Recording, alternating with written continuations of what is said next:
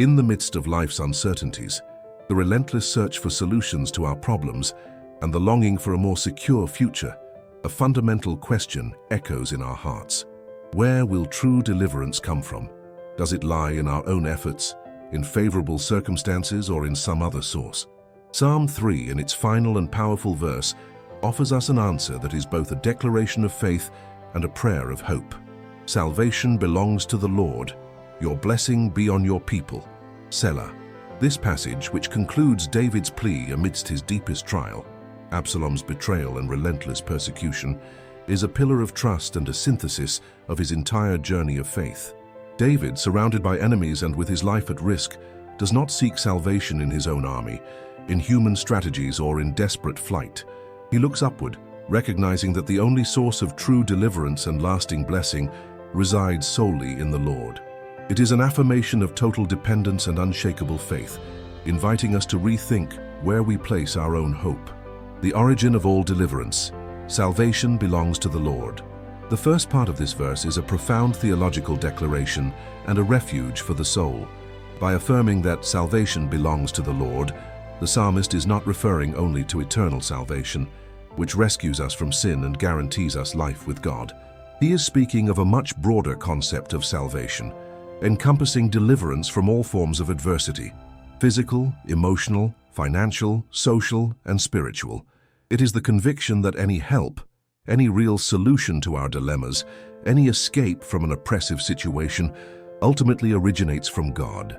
No matter the instrument or the circumstance, the source is divine. Let's think about Donna Matilde's story. After a lifetime of dedication to her family and community, in her early 60s, she faced a severe health crisis that left her frail and dependent. Medical prognoses were discouraging, and with each new symptom, a veil of uncertainty and fear hung over her mind. She had done everything in her power, sought the best doctors, followed treatments, but felt there was a dimension to her healing that transcended medicine. Where would the salvation for her condition come from? In her quiet moments, Donna Matilde clung to her faith. She didn't expect a miracle to heal her instantly, but she cried out for strength, for peace, and for purpose amidst her struggle. It was on a particularly difficult day, after an exhausting physical therapy session, that a nurse, with a gentle smile, told her about a support group for patients with her same condition. Donna Matilde, who felt so isolated, decided to go.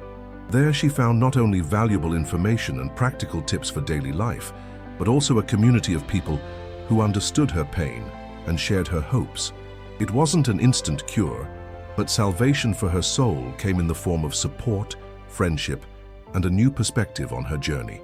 The nurse, the group, the information, all were instruments, but Donna Matilde knew in her heart that the true source of that salvation for her isolation and discouragement came from the Lord, who orchestrates meetings and opportunities. It is the faith that God acts not only supernaturally, but also through everyday circumstances and extended hands. The target of divine goodness. Your blessing be on your people. The second part of the verse transforms the declaration into a prayer, extending David's plea beyond himself. He asks that God's blessing, the same blessing that sustained, defended, and saved him, fall upon your people. This reveals a generosity of spirit and a deep understanding of the communal nature of faith. Salvation is not an exclusive good. It must be shared, poured out upon all those who belong to God. The blessing here is comprehensive: prosperity, peace, health, protection, deliverance from evil, and the manifestation of divine favor in all areas of life. Let's think about Mr. Benedito's story. For decades, he was the leader of a small neighborhood association in a humble district, dedicating himself to improving the lives of local families. He fought for basic sanitation, public lighting, and security. However, fatigue, bureaucracy, and the apparent indifference of some made him feel discouraged, questioning whether his efforts truly made a difference. He felt like a shepherd who saw his flock surrounded by problems, and he couldn't solve everything alone. Where would the blessing for his people be?